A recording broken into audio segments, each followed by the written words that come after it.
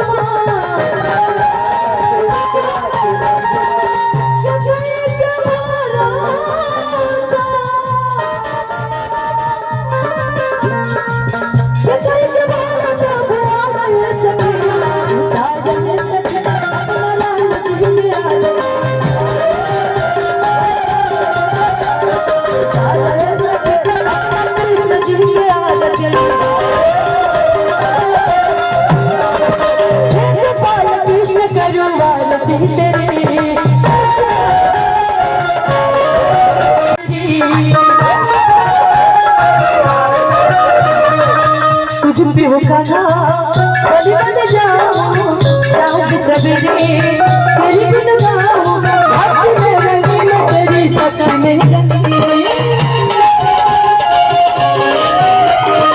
हे गोपाल कृष्ण सजवाल तेरी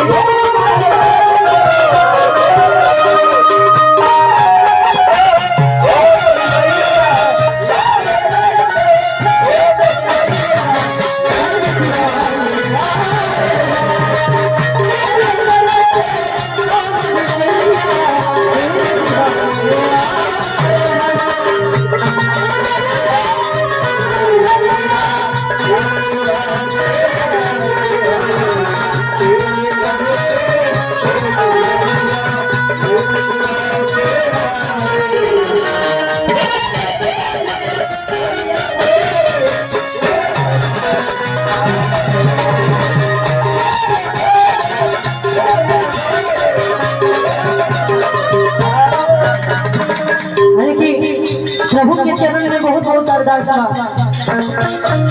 भाई नाम ना बताइए हो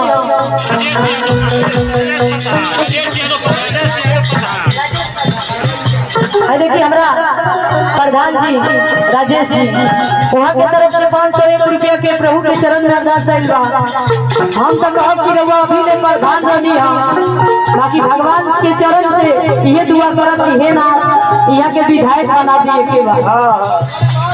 आई आ कह के जा चली जा आ मानी तो एगो हमनी के कहल जाला कि अपना बारे में बड़ाई नहीं, बाकी जे प्रभु के 4 घंटा 5 घंटा नाम लेता तो वो कुछ कही तो सुनिहन ना, उनकर चिल्ला तनी जरा राम तो कुछ मनिहन ना। हां जी तो ये भी होरा करके जाता लिया प्रभु से दुआ कि हे ना इहो के विधायक बना दी।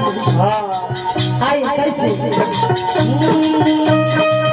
तेरे दर्शन कमल श्यामा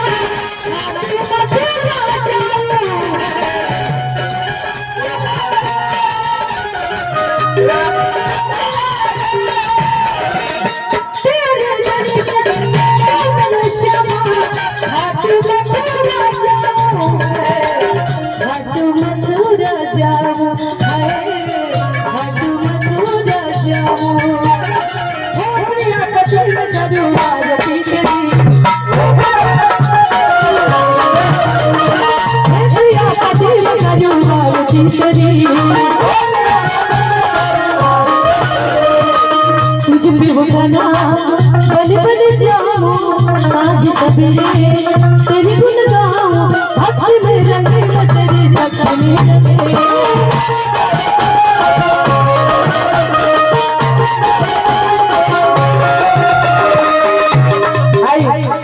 लोग आरती गावेला, सबका गावे के अलग अलग अंदाज होला। सब लोग अलग तरीका से गावेला आ सब लोग अलग बना के आई धरती पर। सब पर अपन अपन कोशिश लागल बा कि हमहू मेहनत करी कहे के बा। आई बड़ी बहुत भैया के तरफ से बहुत बहुत अरदास आई बा।